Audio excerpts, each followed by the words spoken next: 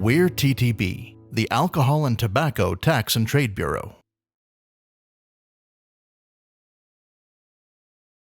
Okay, looks like the attendee number has started to slow down, so we will get started. So hello everyone, thank you so much for joining us for today's walkthrough of the Foreign Producers Registration System webinar. I'm Jennifer Hill, Outreach Program Manager here at TTB's Office of Industry and State Outreach. I'd like to introduce our presenter and expert panelists that will be answering questions for you all today. First, our esteemed presenter is Tanya Geis. Tanya is a specialist in the Mission Assurance section in our Permit and Taxation Office. She has worked with ATF/TTB for 32 years, focusing mainly on alcohol and tobacco excise tax work. Tanya has been a member of the TTB CBMA team for the last year and is responsible for providing both external and internal guidance on the foreign producer registration and assignment system and the upcoming importer claim systems. So long story short, you all are in great hands today. Tanya will be joined by today's panelists, who are Laura Hills and Sarah Rothman from our Office of Chief Counsel, Chris Tiemann and Jesse Longbrake from our Regulations and Rulings Division, and John Pica from our Tax Audit Division. Tanya and the panelists will answer questions at the end of today's walkthrough. But before we get started, just a few housekeeping items that we wanted to cover. So if you have questions today during the webinar, you can submit those through the Q&A box that you will see on the bottom Zoom ribbon at the bottom of your screen. Those questions will be addressed at the end of today's webinar, again, by all of the panelists that we just introduced. Today's webinar is a walkthrough of the registration system, so there won't be any presentation slides or anything posted to the website. We are recording today's session for internal purposes and may post the recording to our website in the future, or may not, but just pay attention to the website and our FAQ page for more information. In a few days following today's webinar, participants will receive an email with information on contacting us for CBMA related questions, as well as a link to a short survey for you to complete. Those surveys are extremely valuable to us in identifying how we did today, but then also in planning future presentations and webinars for you. So please do take a few minutes to fill that out when you receive it. So due to the size of the audience today, and it is growing as I'm speaking, we may not get a chance to answer all the questions. If you have a question that we weren't able to answer, please submit those through the RRD contact form. You can find that at the bottom of the CBMA imports page on ttb.gov, which Tanya will discuss more during the presentation. We will also be creating new FAQs from common questions received both from today's webinar, previous webinars, and things that we are getting in from the email box. Which that is a great segue to introduce our first poll question today, which I'm going to launch. So our first poll question, if you would so kindly answer, is have you read our CBMA import provisions FAQs on ttb.gov? And you have three selections there. You have yes, no, or what FAQs?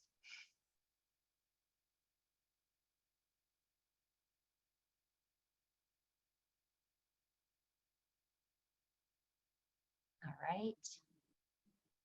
Looks like we have, okay, people are still chiming in.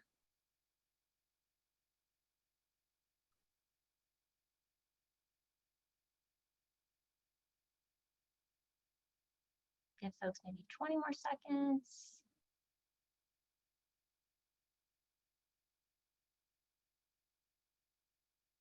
Okay, I am going to end this poll and then we will share the results. So great news, 56% of you say yes, you have. 41% of you say no, you haven't. But thankfully only 3% of you answered the what FAQs. So for those that answered that, this will be very informational for you, and Tanya will point out where you can find those. So with that, I am going to turn things over to Tanya. Oh wait, Chris has something. Hey everyone, this is Chris Tiemann. I just wanted to add one more housekeeping thing. It looks like the chat we didn't think was going to be enabled, but it looks like it might be. But the panelists are not going to be reviewing the chat window. So if you have questions and answers for the panelists to respond to after the walkthrough, please do that in the Q&A window and not in the chat box.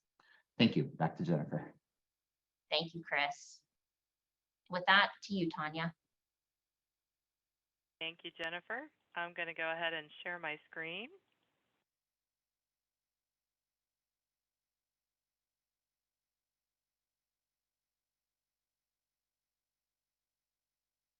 Me now.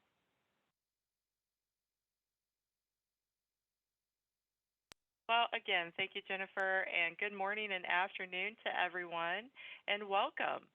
So today I'm going to demonstrate how to submit a foreign producer registration. We're going to look at how to make tax benefit assignments in our foreign producer registration system and how to add or delete an authorized user. I'm also going to show you how to edit your active or pending registration. Now, as mentioned, our website, which is ttb.gov, if you all aren't familiar with it, contains a lot of really good information on the Craft Beverage Modernization Act, or CBMA, as I'm sure you all have heard it called. And that includes the list of frequently asked questions, or FAQs. There's also a user guide for the foreign producer system that contains step-by-step instructions on how to use it, and all kinds of other additional information such as webinar videos and other resources that you can use. So let's take a look at that now on our TTB website. I'll show you how to access that. So you are going to go to ttb.gov, and this is our home page when you go to ttb.gov. You're going to click on the Import Export button here over on the right-hand side of the screen. And once you click on that, you're going to get all kinds of information about importing and exporting alcohol. This third bullet here on the left-hand side talks about getting tax benefits under the Craft Beverage Modernization Act. You'll click there. And right off the bat, you will see that a couple things here, that we also have this information on this page in Spanish and in French. And I want to point out before I start scrolling down that this Get Email Updates link up here, so you can bookmark this page. As Jennifer mentioned, the FAQs are updated pretty frequently whenever we get questions in, and we feel like it needs to be conveyed to you all. So you can bookmark this page, or you can click this Get Email Updates link and put your email address in and hit Submit. And once you do that, you will get an email update anytime this page is updated. So that's a good thing to do as well. I'm just going to scroll down, try to scroll slowly so I don't make y'all dizzy. But here are those resources that I discussed earlier. You'll see that we have a TTB industry circular here on effective tax rates if you import distilled spirits or produce distilled spirits. Here's the webinar video that we've had before that Chris put on, I believe. And then as you scroll down, you'll see system user guides.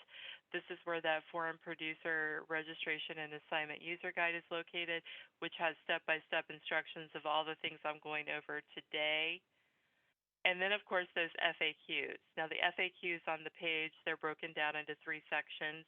We have a general CBMA FAQ section, and those, if you scroll down, there's a actual foreign producer registration FAQ section, which is the system and any questions with how the system works and how to do things within the system that maybe the user guide didn't go into enough detail on.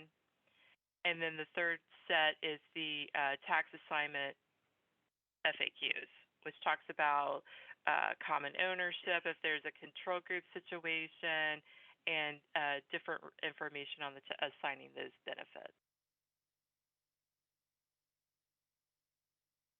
Now, before you register your foreign producer, you have to create your own individual account in login.gov. So that's the first step when you go to actually register in our system.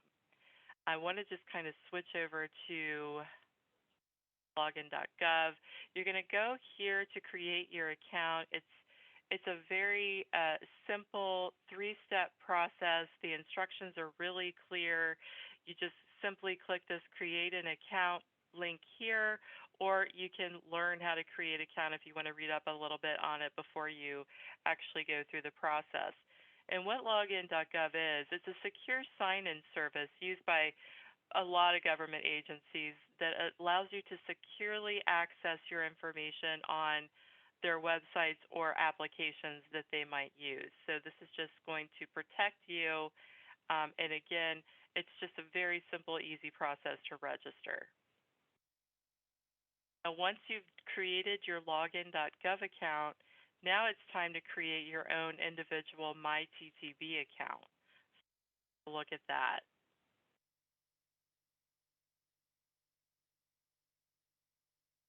You're going to come to, I actually need to back up here. I need to go back to our website. You're going to go to TTB's website. Again, I'll take you back to our homepage, so ttb.gov. And then this green banner, this green banner at the top here where it talks about now available, the foreign producer registration and assignment system, just click right there off of the ttb.gov homepage. And then you're going to scroll down towards the bottom of the screen here, and you'll see CBMA imports. You'll want to click on this button, and that's going to take you to the myTTB sign-in page. Now again, you'll see that you have to go through login.gov before you can get into myTTB. So you'll need to create that account first. If you forget about that or you haven't done that, you can just simply click this create an account link and it will take you through that process. But once you have your login.gov account, you're going to click on this, and this is where I'm going to switch over to our TTB test system. I didn't want to walk you through the live system because I don't have an account to that, so I'm going to just quickly switch over to the myTTB test system.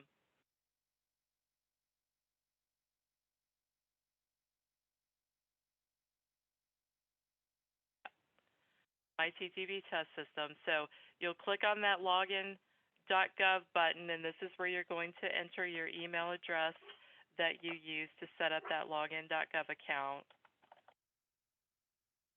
and your password.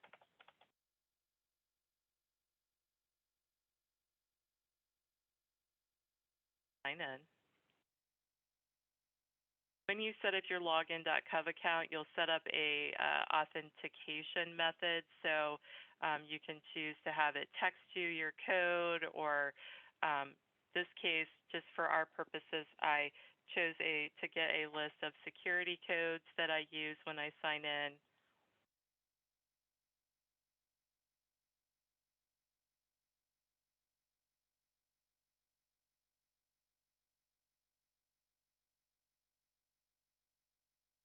No worries.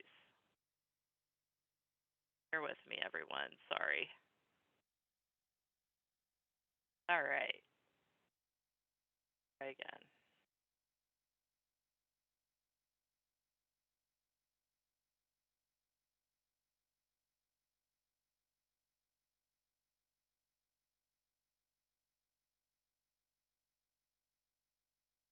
And that password has to be pretty long, as you know. So, okay, let me grab a security here. It gives you a list of 9 codes that you can use if you choose that particular authentication method. There we go. All right. So when you sign in, and I'm not in the test system because I've already created my profile, you're going to see this screen pop up right away, and it's going to be blank.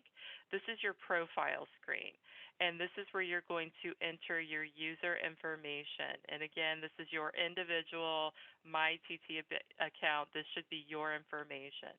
So in this example, I've just chosen Jane Smith.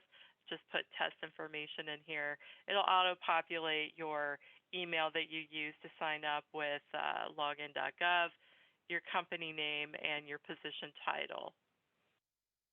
Then it's going to ask that you enter your contact information. This is information that we might possibly use to contact you.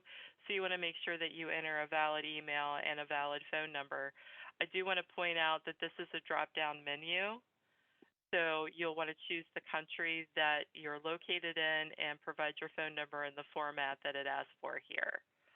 So if you're getting an error when you're entering your phone number, just make sure that you have the proper country selected from that drop-down. You're going to choose whether you want to receive additional updates or TTB communications. That's always a good idea if you sign up for those. It's kind of nice to just stay in the know. And then if you would like to help us gather feedback and test the system to make future improvements, just check that block as well and click the Save button. And that will save your profile information. You can edit this information at any time. You just come to your profile, update any information, like if your email address changes, you're able to do that by just coming to the profile section, updating your, maybe your title changes, and then just your contact email changes, and then just hit the Save button again, and it will save that new information.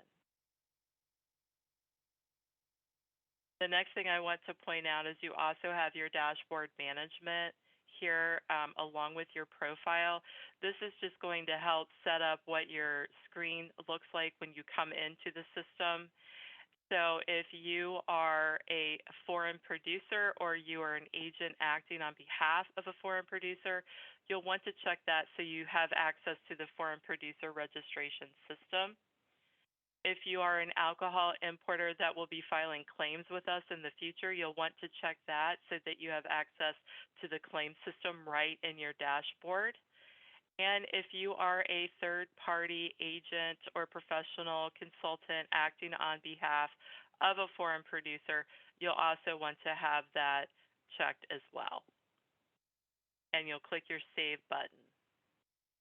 And I'll show you how this translates. Once you set up your dashboard management, when you click on your dashboard, this is going to give you what you see here based on what you checked there.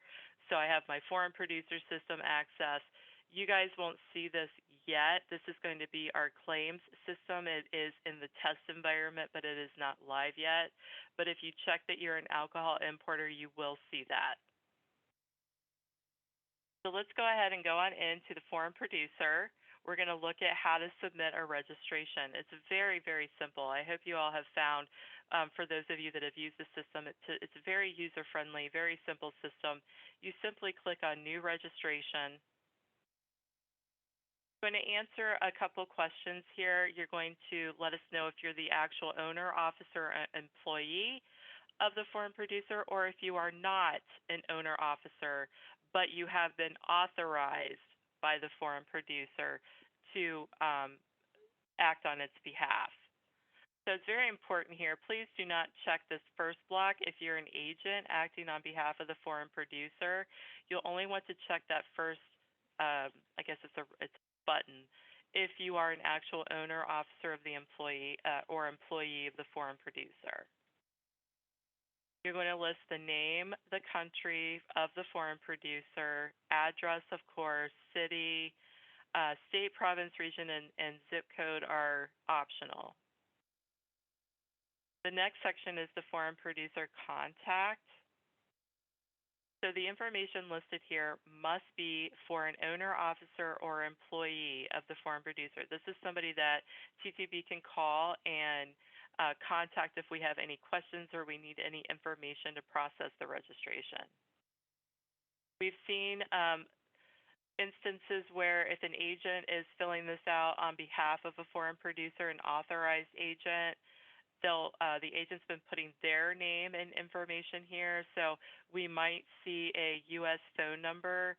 It should be very rare that a United States phone number is entered here because this should be an employee, owner, or officer of the foreign producer. So it makes sense that this should be a foreign phone number. So I just want to point that out. And again, this is a drop down. It allows you to choose the country that you need to choose. and of course the email address that of that foreign producer contact.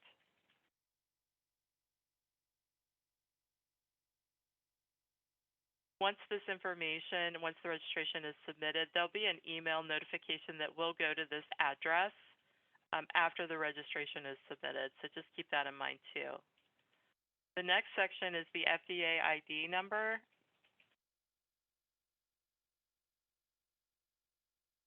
So there's two little sections here. If the foreign producer produces beverage alcohol, you will not want to check this block that says my products do not require any U.S. FDA FFR because I produce only industrial alcohol. If you select this button, you will only be able to assign tax benefits to distilled spirits only. So if you accidentally check this button because you don't have your FDA ID and or you don't think you have an FDA ID on hand, you won't be able to assign tax benefits on wine or beer, only on distilled spirits. So you'll want to make sure if you have a U.S. FDA ID number that you enter it here. And make sure that the FDA ID number that you're using is valid. So we've learned that the U.S. FDA, they require renewal of those FDA IDs every so often. I think it's 2 years. And so we're seeing some people use their expired FDA ID number instead of their valid number. So you'll just want to really make sure that you've got that number correct when you enter. Once you enter that number, you're going to click Add FDA ID. And you'll know right away, it'll tell you, you'll get a, actually at that point, it will add it onto the screen and you'll be able to see it displayed. I'll tell you when it validates it here in just a minute. The next section is the foreign producer ownership section. So you must provide information for any individual or entity that owns 10% or more of the foreign producer being registered. Now, TTB collects this information because certain kinds of common ownership can create a controlled group under the law. And these controlled groups are subject to overall quantity limitations on the tax benefits that may be assigned by group members. We have an FAQ on that page that I showed you earlier. It's FAQ TB-2. And there's a lot of good information there on common ownership. So if there's a question, if you're not sure about this, check out that FAQ, or you can always contact TTB if you need advice on that. Because if you do, you have to either check this block that you certify that the individual or entities that own 10% or more of the foreign producer that you're registering, that they don't also have an ownership in any distilled spirits operation, winery, or brewery in the United States or outside of the United States that will assign U.S. tax benefits. Now, if there are owners that you need to add here, you'll click that Add Owner for anyone that owns more than 10%. You're going to select what type of owner. It's either an individual or an other entity, such as a company. Depending on which one of these you select will depend on what information you're going to complete for that owner. But you'll want to make sure that you complete all the information that you see here. And if I were to select other entity, I'm going to enter the entity name, company name, phone number, and address. Again, just pointing out this is a drop down.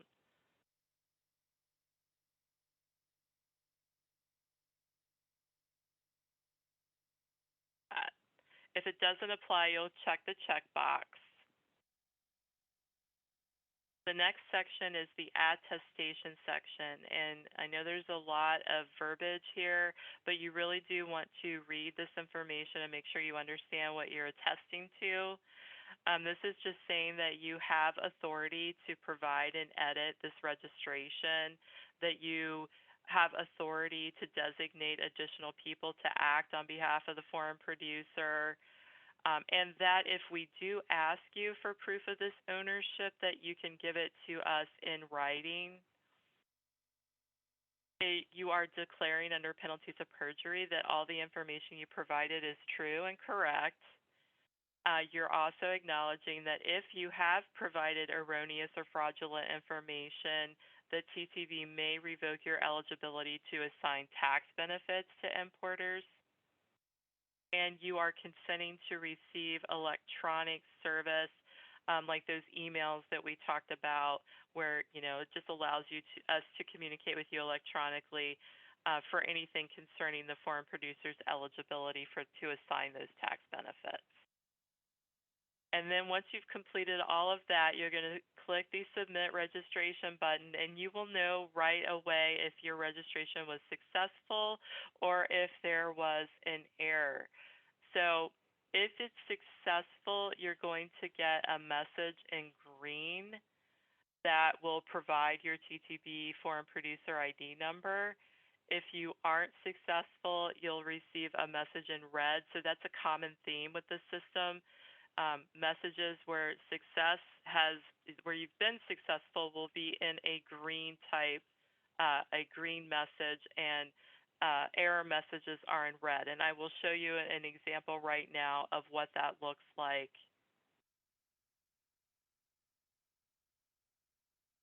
So this is what happens if your registration is successfully submitted. You get this lovely green message, or message in green, that has your TTB foreign producer ID number. And then this is the email that you will receive to let you know that the company's been successfully registered. And you may receive this registration error message that I talked about in red. This means your registration information has been received by TTB. So we received your registration, but it wasn't successfully made active and it needs review. So there's something in there that TTB needs to look at. And that could be a number of things, such as errors with the FDA ID number provided, or maybe this is a potential duplicate registration. So each foreign producer can only have one TTB registration. That's really important. If you do get this error message and this email, TTB is going to look at your submission and will either activate it or contact you by email for additional information. And this is the email that you're going to receive. Notice there's no TTB foreign producer ID, but there is a submission ID here. So this is how you'll know that you can refer to this ID number if you do need to make a call or shoot us an email. We can track your registration based on the submission ID number. I just really want to stress, if you do get this error message when you submit your registration, please do not submit multiple registrations. If you do that, it just slows down our review process. It could delay our response back to you. The reason we've seen that if you're an agent that's been authorized to register a foreign producer, you really want to make sure that the foreign producer either hasn't already registered themselves or given written authorization to another agent to register for them. So a lot of times when you get this error, that means that it's a possible duplicate and it may have, the registration has been filed or submitted by someone else. So you might want to reach out to the foreign producer and just double check that they haven't already submitted their own registration.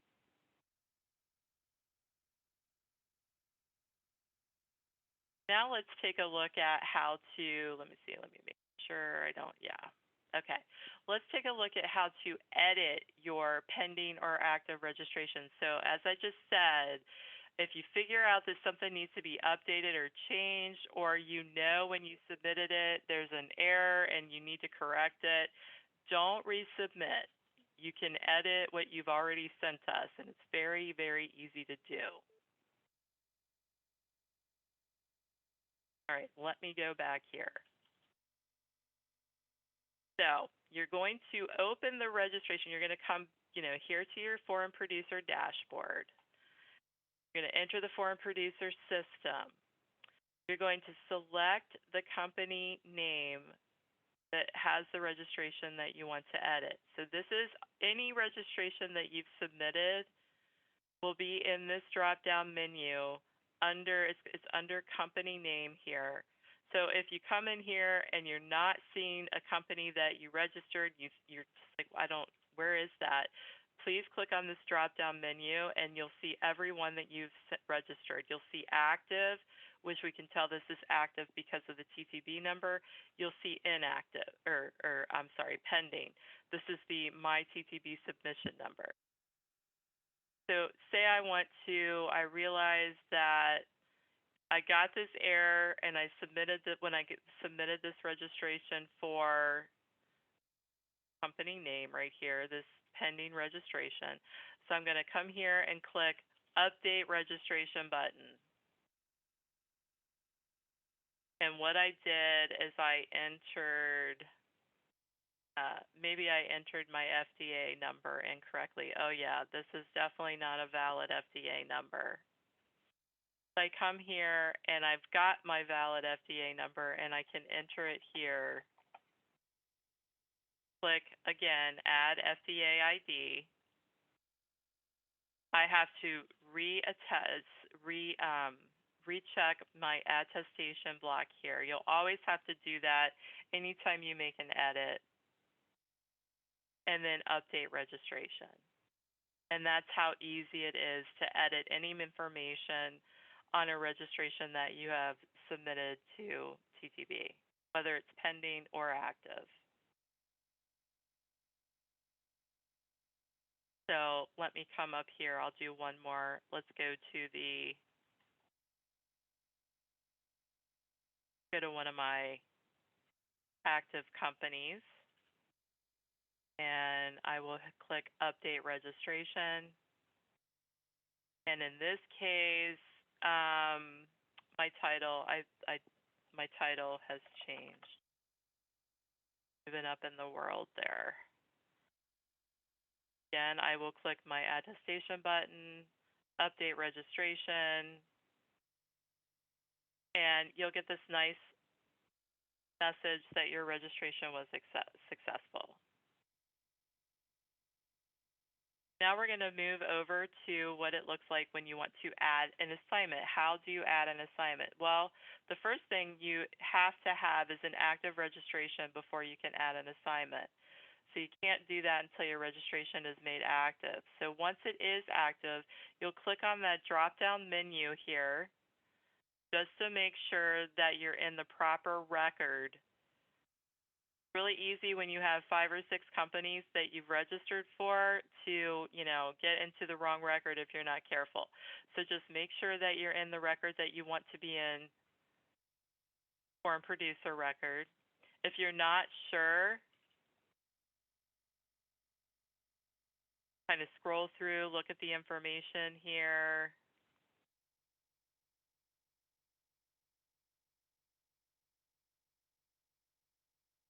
All right, so we are going to add an assignment for this company name webinar. First thing you're going to do is click Add Assignments button. This is where you're going to identify the importer that you're adding the assignment, that you're making the assignment to. You must enter a valid TTB importer number in this permit number field. Most U.S. alcohol importers are required to have a TTB permit and will be able to provide this number to you. Now, if the importer you are assigning tax benefits to is not required to have a TTB permit number, you'll need to ask your importer to contact TTB to obtain a TTB reference number and provide it to you. And you'll enter that number into the reference number field. So you're either going to enter the TTB importer permit number, or if your importer is not required to have a permit number, you'll click this box and enter the TTB reference number that the importer will obtain from us. and they will be able to give that to you. To enter this information, you'll click the validate number. The system is going to display a message to let you know if the permit or reference number you entered is not valid. So what happens is once you enter these numbers, it sort of goes out to and checks our TTB systems to make sure that it is a valid number. And the system will give you a message and let you know if it's not or if it is. If you get a message that it's not a valid number, please recheck the permit number that you entered, make sure it's correct, re-enter it if it's not, and click validate. If the permit number is valid, it'll display the name of the importer right here in this section. And I'm not going to be able to demonstrate that to you, just because we're using live import permit information, and we don't want to do that. But you'll see the importer name right here on the screen so that you know you've entered the proper number. Then you're going to scroll down once it's been validated, and you're going to select the calendar year that you're assigning the tax benefit for, which of course will be 2023 right now. And then the product, the U.S. tax benefit to be assigned, which there are some tiers, and I'll show you this in just a minute, and then the quantity that you're assigning. So what this looks like when it's filled out, there's what the drop down for the calendar year looks like, 2023. And then here's the product. In this case, the drop down, I've selected distilled spirits, but you'll have the option to select wine or beer as well.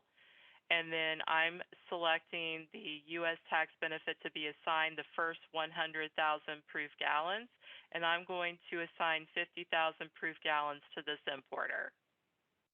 That's what that will look like.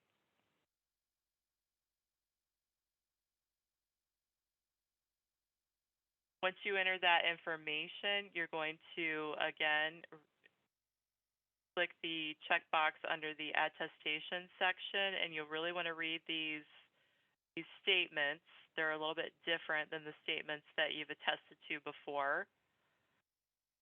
You'll want to make sure that you're authorized to make this assignment, that you're not assigning benefits in excess of any of the quantities allowed, that your ability to make this assignment, you acknowledge that it may be limited by laws and so on. And then you're going to click Save Assignment. Now, I just want to stress, you get this, once you click that Save Assignment button, you will get this review your submission screen. It's so important, which I think some of you have probably figured out already. It's so important to review this to make sure that it's correct. It's going to give you your permit number or reference number that you entered, and everything else that you entered. Because once you click this Save Assignment and you confirm that this is correct, cannot undo or cancel this tax benefit assignment once it's been saved. That is something that has to be done by the importer in the claim system at a later date. So once this is made, it's made for now. So please be very carefully review this information before you confirm the save assignment. If you find that there are errors, you simply click your cancel button. That'll take you back and allow you to update the information or re-enter it, and then you would just click Save Assignment again.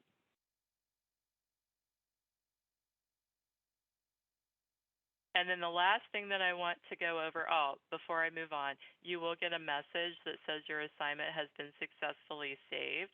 You'll also get an email, and you'll be able to see your assignment in the tax system, in the foreign producer system, in the assignment section.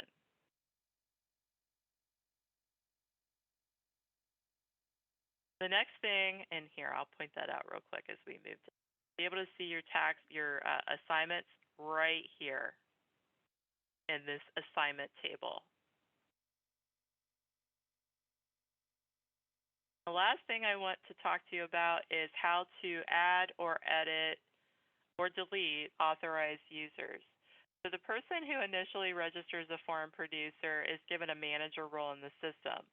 And that person must have written authorization to create the registration, edit it, make tax assignments, view any of the information that's been submitted on the foreign producer's behalf, and that's including all information that's been submitted by all authorized persons. And then, of course, that person must have authority to communicate with TTB regarding the foreign producer registration. So I've talked about TTB may request written proof of authorization from the person registering the foreign producer. We have done that in some instances. So if you aren't sure, again, what that proof of authorization must contain or what that looks like, be sure to check out our FAQ FP-6, and there's it'll tell you step by step what needs to be in that authorization. So in order to delete, I do want to talk about the two roles. We talked about the manager role. Pretty much the manager role, that person has the authority to designate additional people to act on behalf of the foreign producer. There's also a user role. The user role is pretty much the same as the manager, except that a user cannot add or remove other managers or users.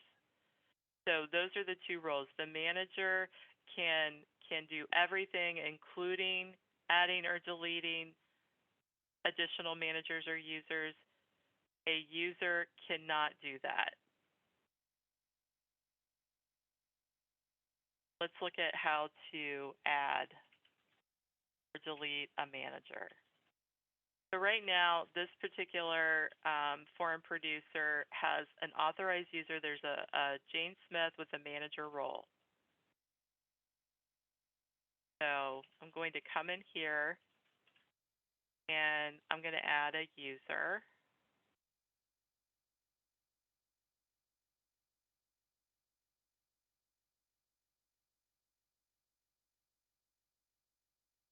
Just providing the name, the email, and just the contact information for this person. And I'm going to click Add User.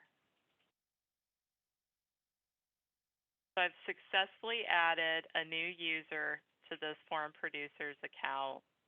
It'll say invitation pending. And what happens is when I add this user will get an email that looks like this. And it tells the person that they've been added as a user or manager to the foreign producer, and it gives them an authorized user code. So they'll take this code. There's a link right here, activate your authorized user code. If they've already created an account with login.gov, they can just click that code. If not, they'll have to create an account with login.gov. But once they click this code, they'll get this screen that pops up. It pops up with the user code already populated. They'll just click these certification buttons and submit code. Once that happens, you'll be able to come back over here, and instead of invitation pending, it'll show status active. And that's how easy it is to add a user or manager. Say I decided that I don't want this person to be a user, I want this person to be a manager. So I just click that edit button, and I can update their role, update user. And again, it'll tell me that I've successfully edited the role. And you can see that invitation pending, there was another email that'll be sent, and they'll have to activate that. Say I've decided that I just want this person to be removed from my authorized user list. I just click remove. I click yes. And that person then is removed from my authorized user list. And that is pretty much right there. Very easy to navigate system. User guide has a lot of great information. The FAQs, a lot of really good information. So please be sure to check those resources out. And I think at this point we have another poll question for you guys to complete. So let's take a look at that now.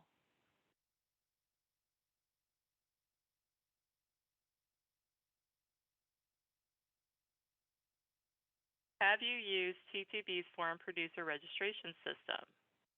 Yes, yes, but I had issues and or questions, or no. Go ahead and respond to that.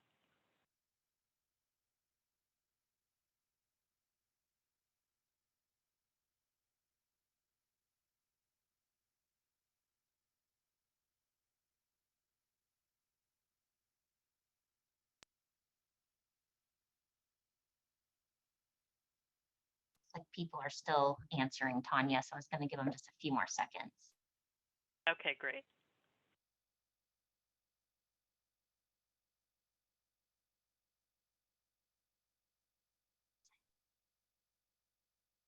Okay, I'm going to go ahead and end the poll. Okay. And there are your Okay. results. So 75% has, okay, great. So hopefully today's walkthrough has been helpful for you. For those that have had issues and questions, you know we're here to help you out with that. And with that, I'm going to go ahead and turn things back over to Chris Tiemann to talk about our question and answer session. Thank you so much, Tanya. That was great. We have received a number of questions in the Q&A box and a few questions that came in advance. So first one, I'll throw back to you, Tanya, if you don't mind. If someone has a master account or is a foreign producer and they have different foreign producers that all have separate login accounts, login.gov accounts, is there a way to combine those, or how should people handle a situation like that where there's multiple login.gov accounts? So the login.gov accounts, everybody does have to have their own individual login.gov account. Where that comes into, where registering the foreign producer comes into play is in the foreign producer registration system. So if a foreign producer is asked you to register for them and they have their own login.gov account, that's okay. You're going to log into the foreign producer system using your login.gov account, and then you're going to register that foreign producer. You'll click that new registration button in the foreign producer system itself. So it's really okay that everybody has their own login.gov account. Those do not have to be linked. You're just going to do that separate step in the foreign producer system and register for that foreign producer. Thanks. And Tanya, I was going to open up the contact information if you don't mind stopping sharing your screen, and I'll share mine. Yes, yes, thank you. I totally forgot to share that. Thank you, Chris. No problem. So, yeah, so this is a place, if we don't get to your questions today, or if you have any additional questions that come up, please feel free to message the Regulations and Rulings Division. There's a contact form that you can find at ttb.gov/contact-rrd. We have a CBMA team, many of the panelists that are on the call today that are going through those email questions that come in and responding to those. So if we don't get to your question today, feel free to reach out that way. You can also call the Regulations and Rulings Division by telephone. So Laura, if someone has an assignment that they want to change or take back, how do people make those changes? Yeah, thanks, Chris. So just to point out that, as Tanya was mentioning during the presentation, once a foreign producer makes an assignment, the foreign producer cannot take that assignment back. So that's why it's really important to confirm the details of the assignment before you click through all the checkboxes and finalize it. Once an assignment is made, the importer will have the ability to return or decline that assignment. The importer will do that through our importer claims system yet once that system is released. We have published an FAQ about this. It's TTB, it's FAQ TB-4 on the page that Tanya showed at the beginning of the presentation. And that goes through the process of, how an importer will be able to do this once that system is available. Great, thanks. And then a question for Jesse. If a foreign producer has already assigned gallons to an importer, how does that importer know? Thanks, Chris. So right now, obviously, you can speak directly with the form producer that you're receiving assignments from. But once the importer claim system is live, importers, once they've activated their account in that system, they'll be able to see all the assignments that they have from form producers within that system. Great. And one more question for you. How long will it take CBMA claims to be processed and paid once a claim has been submitted? And will those claims be paid by ACH or by check? Sure. So right now we can't comment specifically on the timing of processing claims. However, the system is designed to be a very streamlined system for submitting and processing the claims based on the information that importers are putting into ACE. So obviously that is going to be contingent on getting the information correctly into ACE. So all the information about the assignments that you have from the form producers, just taking care to make sure that all that information is correct in ACE. That's going to help streamline your submission and also the payment of those claims. With respect to the method of payment, it's going to be when you submit your claims, you will have the option of either getting the payment by check or by ACH. And this one, Jesse, Tanya went over a little bit about this, but previously importers needed to just submit letters to CBP about the authorization from the form producer for the credits. And can you talk a little bit about how the process is changing through this new process? Right. Yeah. So the assignment letter that CBP used during their administration of the CBMA import benefits is that letter is no longer going to be required. Instead, all assignments are going to be made going forward through the form producer registration and assignment system that Tanya just walked through. And then that will, those assignments will then be viewable within the importer claims system once TTB launches that within the coming months. And then will TTB need to see the paperwork designating an agent in every case or only if it's requested by TTB? No, not in every case. Agents that are authorized by form producers, they need to maintain that documentation, but they don't need to proactively submit it to TTB, just have it available if TTB does request to see that. Great. And Laura, if there's a selected registration error in the system, how long does it take TTB to review the submissions? There's no specific length of time. It could depend on the exact circumstances of the error and the different registration scenarios that we're dealing with. I will say that this is a high priority for our Office of Permitting and Taxation. They have a lot of people working on these to resolve these as quickly as they can. And I would just like to emphasize that one of the biggest issues they're seeing now is duplicate registration. So where it's the same form producer company, but there's maybe more than one person submitting registrations. So I think it's important for form producers and any agents that they're working with to kind of communicate well ahead of time to make sure that we are avoiding those duplicate registrations, because those can be complicated to resolve and it slows down TTB and then resolving those registration errors.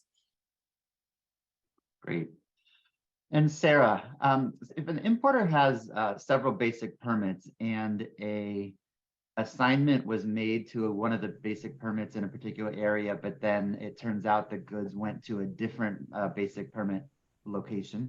Can you talk a little bit about how that might work with regard to auditing or whether there need to be changes to those assignments?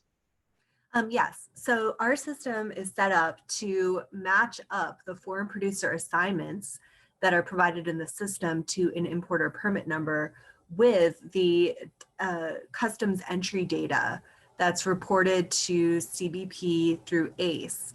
And some of that customs entry data is the TTB importer permit. So if you are a larger importer with multiple locations and multiple permit numbers, you'll need to coordinate with the foreign producer to make sure that the assignment is made to the importer permit number that's going to be used to import the products into the United States. And if an assignment is made to the incorrect importer permit number, when the TTB importer permit system is live and open to importers, importers will be able to log in and reject the assignment or decline that assignment from one importer permit number.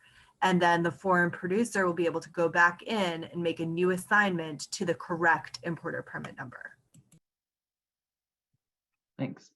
And John, will the importers be notified when a foreign producer assigns CBMA credit to that importer? Currently, they won't get notification through email, but once the claim system is live, they will be able to log in there and see all the assignments made to them. But they should be working with their foreign producers now to determine whether or not they've gone in foreign producer module and made those assignments, and get the foreign producer IDs and use them on their entry summaries. In that regard, if you don't have that information at the time of import, you can still import the products. You can file your entry summary with the information if you have it then, or you can file a post-summary correction as long as you have the assignment before the year ends. Tanya, if a foreign producer is already registered, will a message pop up, or will there be some kind of message that there's already such a registration for that foreign producer? So you'll get the error message that was shown in the presentation. It won't specifically say that this is a duplicate registration. If you do get that error message, though, it's a good thing to reach out. We'll be reaching out to you, asking for that proof of authorization, making sure that you have that, and we'll be looking at that sort of behind the scenes. So if you do get that error message, it won't say that it's a duplicate, but you may want to just contact your foreign producer at that point, make sure they're not already registered, because we will be in touch with you. And Jesse, if a foreign producer has assigned proof gallons to an importer, how does that importer know? And also, what happens if by the end of the year, all of the CBMA tax benefits are not used by the end of the year? Right. Again, right now, the best way to know whether an assignment has been made is to work directly with the foreign producer. But again, once the importer system has gone live, importers will be able to log in and view all the assignments that they have received there in that system. With respect to the use of the CBMA benefits during the year, so the tax benefits available under CBMA are limited in quantity based on importations within the calendar year. So if a foreign producer does not assign out all the quantities that are available to them to assign, and does not actually export those quantities, they're not going to be able to take advantage of those benefits for that year in subsequent years. Thanks. And Sarah, can you talk a little bit about applications that are made after the time of the import? So are the CBMA tax benefits available to be assigned anytime throughout the year, and are they retroactive to imports that have already taken place? Well, TTB just started taking over this the new statutory framework starting in January of 2023. And foreign producers can assign calendar year 2023 tax benefits throughout this year. So anytime from January 1st of this year to December 31st of this year, a foreign producer can assign 2023 tax benefits. And importers then have 3 years from the time which they enter those products for consumption in the United States to file a claim, a refund claim with TTB. Great. And can you talk a little bit about how the quantity limitations work if a foreign producer has multiple brands, or if an importer is importing from multiple foreign producers? Well, there's statutory limitations on the quantity of tax benefits that can be assigned. And if there's a larger foreign producer with a bunch of different brands, that same limitation applies to all of their brands. Also, if that foreign producer is in a control group with other alcohol producers, that control group is subject to one overall limitation on the quantity of tax benefits that can be assigned. And it's up to the foreign producers to know if they're in a control group based on the types of common ownerships that they may have with other foreign or domestic alcohol producers. Thanks. I know we've talked a little bit about how the importer claim system is going live in the future. Sarah, can you talk about how an importer can reject an assignment from a foreign producer today? Is that possible? No, it's not possible today because that system, that feature is being programmed into the importer claims module.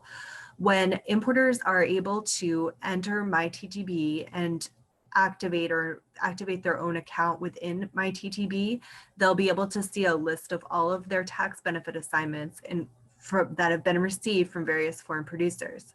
And if they think that they've received a tax benefit assignment in error, they can then reject that assignment through the importer claim system. And TTB is building that as fast as we can. And we hope to have that available as soon as possible. Great. And so that's a way that people can reject their assignments. Jesse, can you talk about how if someone wants to add assignments throughout the year, can they make assignments multiple times to the same or different importers throughout the year? Yes, so foreign producers can always add more assignments up to the limits allowed by law. That includes to the same importers. So if you're not sure how much of a particular tax benefit that the importer is going to need in the calendar year, what you can always do is make those assignments as needed. So, if you export a certain quantity, you can make an assignment for that particular quantity, and then in the future, if they need additional proof gallons or whatever quantity that we're dealing with, you can always make that new assignment, that increased assignment, in connection with that export. Thanks, Jesse. And also talking about agents, can an agent that is authorized by a foreign producer designate other individuals as agents, or would they, submit a letter or something to TTB to allow additional assignments of agents? Yeah, so within the foreign producer system, any agents that are acting on behalf of the foreign producer will need to have authorization from that foreign producer. And we have an FAQ on our website that goes over the requirements for that authorization. Within the system, any agent's account may or may not be able to add additional accounts that can act on behalf of the foreign producer.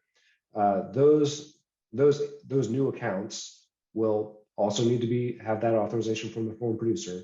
But the agent's account may or may not be able to add additional accounts depending on the scope of their authorization from the foreign producer. And speaking of agents, can anyone be an agent? Can an importer act as the agent for the foreign producer? Yeah, the foreign producer can designate, can authorize any individual that they would like to act as their agent. Great. So I think we're running out of time, but I did want to just ask any of the panelists if there were any questions that I missed in the Q&A box that they would like to answer at this time. Seeing none, I'm just going to pop back up the contact information one more time so that in case anyone has additional questions, they can submit by email. And with that, thank you, everyone. And I will turn it over to Jennifer to wrap up. Yep, I think, Chris, I was just going to mention the same thing. If there are any questions that you asked that we did not get to today, please feel free to submit them to the form on your screen. And then also one last shameless plug for you to complete. Oh, there's our survey right there. So yes, this will be in the email that you will receive in a few days, along with the contact information that Chris just had up. So please send your questions in, and please provide your feedback in the survey. And with that, thank you so much to our presenter, Tanya, and all of our panelists today. And thank you to all of you that called in today. And we will call that a wrap. Bye, all. Visit TTB's official YouTube channel at USTTB.gov for more TTB-related content. And remember to click subscribe so you'll always know when we upload new videos.